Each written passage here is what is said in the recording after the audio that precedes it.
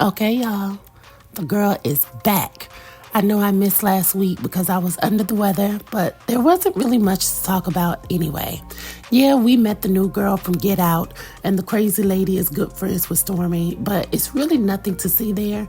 Something I do want to talk about from last episode that continued over into this new episode is this whole thing with Lunell being the side chick. Oh yeah, I have a lot to say about the customer service associates from Hoes R Us. I don't care how long you've had your gift receipt. If the man was married when you were sleeping with him, you were a mistress and you were a side piece. We're not accepting any returns or exchanges on that, okay? Now, before we get into the intro, I do want to personally thank each and every one of you who has liked the previous videos and subscribed to my channel already. I have more content and ideas coming really, really soon, so please hit the subscribe button and turn on the notifications, baby. Okay, let's go. You bitches sitting here eating off of me right now as we speak, because all you gonna do is do your own fucking blog and then talk about me and put my name in the fucking thumbnail just like Sherelle. And you know what? You can eat a monkey dick just like that bitch. Fucking whack ass lace front you got. She wanted to be the Easter. That's what he needs to say. He needs to say exit. Get the fuck out of here, bitch.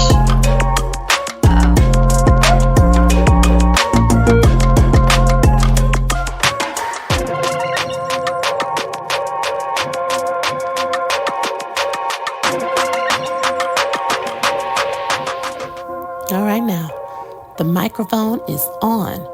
I want to reach back to last episode and talk about Lunell and Melody. They met up at the elementary school kickball field, and they wanted to work out and whatnot. After that, on one side of the fence, we had Lunell, and she was all hunched over, grasping for air. And then on the other side, we had Melody and her BBL just standing there, cool, calm, and collected. And Melody was watching Lunell fight for her oxygen. And just the optics of it told me Melody really doesn't fool with Lunell like that. It's not what people say, it's what people do. And just like with Melody's interaction with Kiki in the episode prior, it's no warmth, it's no empathy or initiative on Melody's part to show compassion to other women unless the women are opening up their purses to her.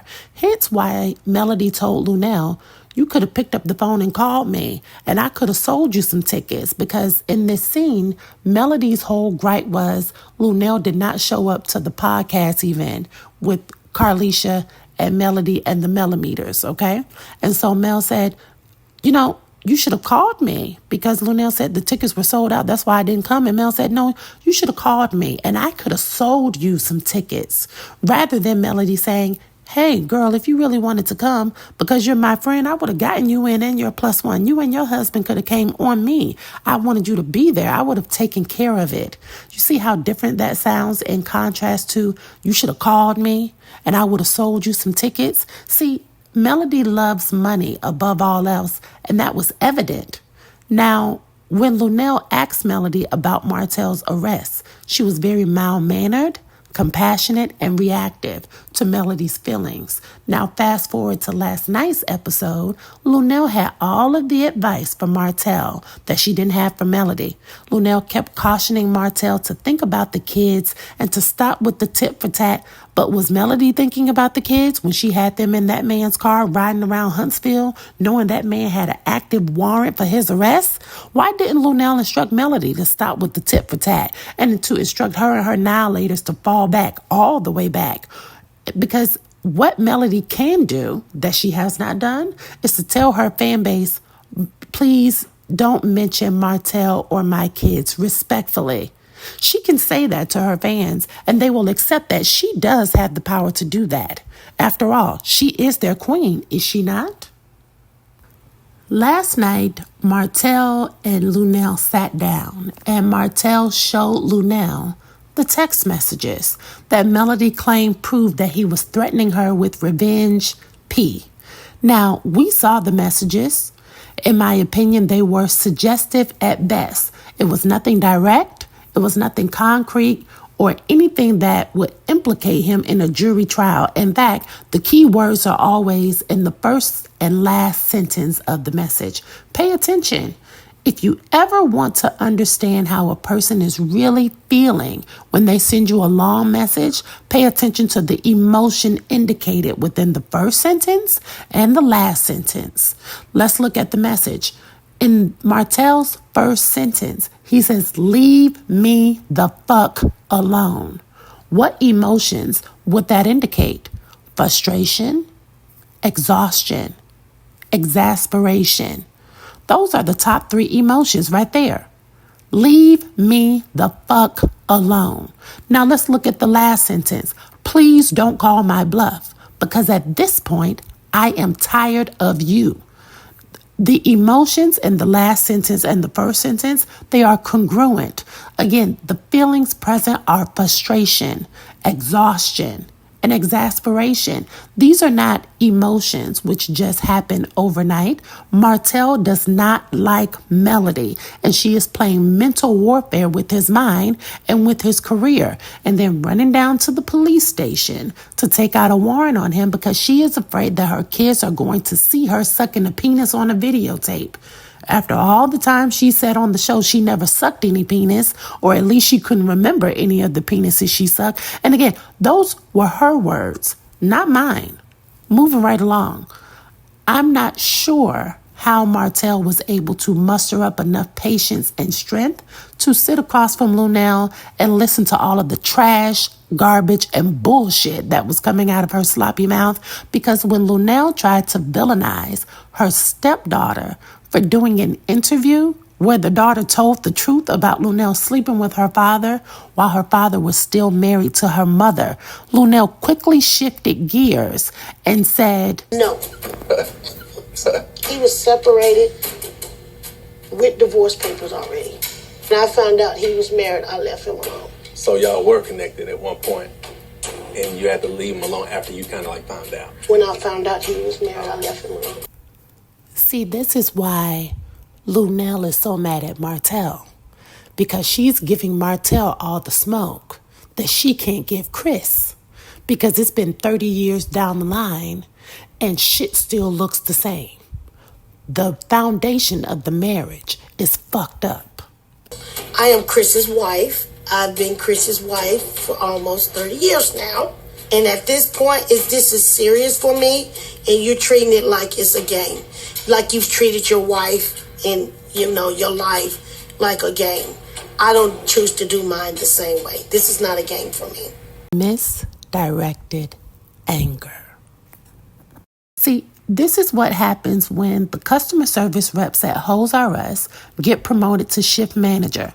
And the way that Lunell was talking, you would have thought she was interviewing for a store manager position, because she said her and Chris had been married for 30 years, as if her marriage somehow voids everything that happened before or leading up to it.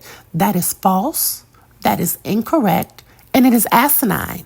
Your gift certificate does not void the original receipt date of the first woman's marriage, nor the child produced during it.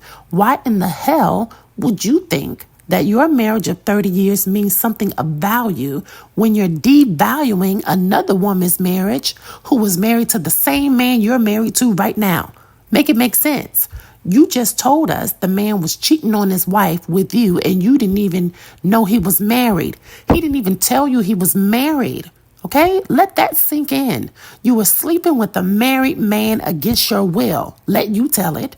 And the only person who you are consistently angry with in this situation is his daughter from that marriage. And her mother? When the hell are you going to hold Chris accountable for his actions? If you mean to tell me that another woman's marriage wasn't shit, then Lunell, your marriage can't be shit either, because you're married to the same not shit husband as your stepdaughter's mother.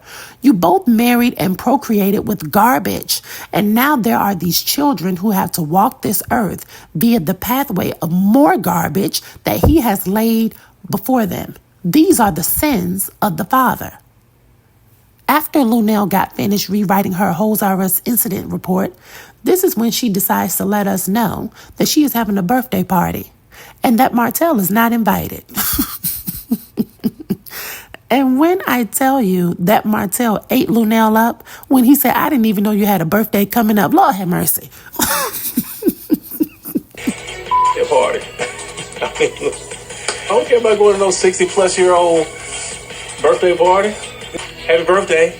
I ain't have to know nothing about it. You know what I'm saying? You ain't gotta invite me to not invite me. That scene reminded me of things we do as women to try to trigger men into giving a damn when they really don't. And we inadvertently end up embarrassing ourselves in the process. Now for this last scene, Moses versus Destiny. I have said it, if you guys remember me from a previous panel, I've said it on that panel numerous times that Marcel is one of the smartest men on this cast. Marcel is smart, he is quick-witted, he's funny, and I like Marcel.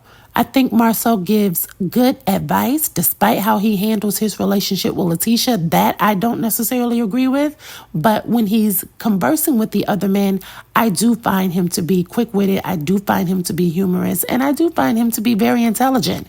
Now, that being said, Marcel told Moses earlier in the episode, do not have a conversation with Destiny because it won't solve anything. And do you think blockhead, dim-witted Moses listened? Hell no. He did not. He did the complete opposite. And this was under the guise because he was expressing to Marceau and Maurice that Sonny put in the work. And this is why he chose to marry Sonny and not Destiny.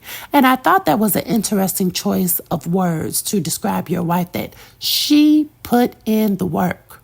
And I just want us to really think about what that means. She put in the work, because I have a few ideas. Okay.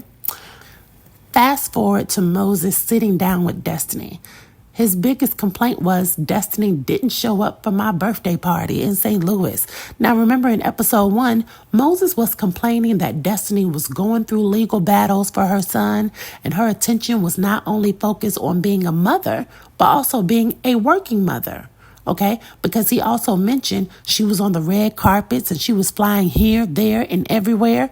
Do I need to bring the receipts? Both knew it was over. I knew Destiny was going through things, custody battles, divorce. I knew she was kind of unstable, so I was supporting her through that. What were the issues that you and Destiny had in your relationship? It's just long distance. She was traveling, going to award shows. She was hanging with other people. She wasn't consistent with trying to be the woman that I needed her to be. What woman is that? This woman right here. So when they sat down together and Destiny got an opportunity to answer some of Moses' complaints, Destiny let it be known, you wanted me to court you and woo you like you were my girlfriend. That whole time you were courting Sonny during the months of July and August, you were texting me and telling me you loved me. So here we go again. Just like with Kimmy and Maurice, just like with Lunell and Chris, here we are with Sonny and Moses. The timeline isn't adding up. The women are often pitted against one another, but the main culprits are these men. It's the men. Moses was definitely playing between Destiny and Sonny, and there was an overlap. And remember, Sonny told us in episodes 1 and 2 of this season, when she met Moses, he had a whole nother girlfriend. She didn't have a problem with that. Sonny got into the rotation. Is that what he meant by she put the work in? Is that what that means? Okay. Moses had at least 3 or 4 women at a minimum in rotation during the months of January, February, March, April, May, June, July, and August. At a minimum, there were 3 or 4 women at a time. He has already admitted to being dishonest. He has already admitted to there being an overlap. So for him to have even started that sit down with Destiny by saying, me and Sonny had your best interests at heart, again, he is being deceitful. He is not taking accountability, and he was attempting to gaslight Destiny to the 99th power. And I'm so happy that Destiny was matter of fact in her speaking. Destiny was specific with her dates, and she was clear about her experience. She was clear. I broke up with you in August. You never told me in August or July that you were dating and talking with my friend on the telephone, nigga. You never said that. And it's crazy how people tell lies when the shit is on tape.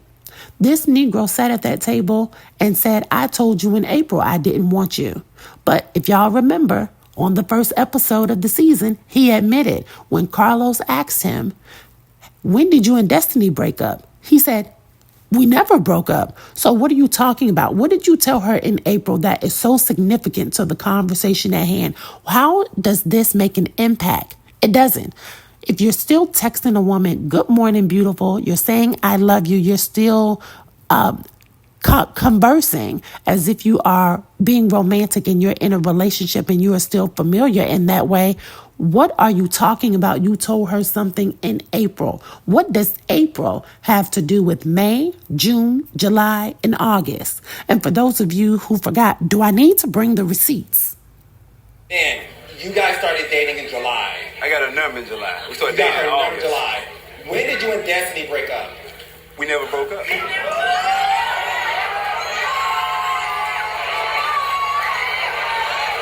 See, this is the hocus pocus right here. It's magic. I can't, y'all. I can't. I cannot. Like and subscribe.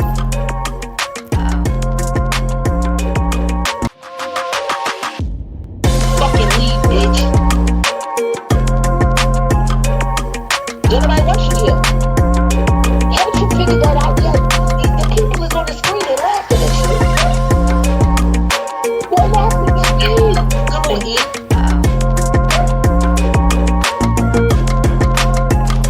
You're missing something in life. Cause she needs it. She needs it so bad. She needs to get fucked.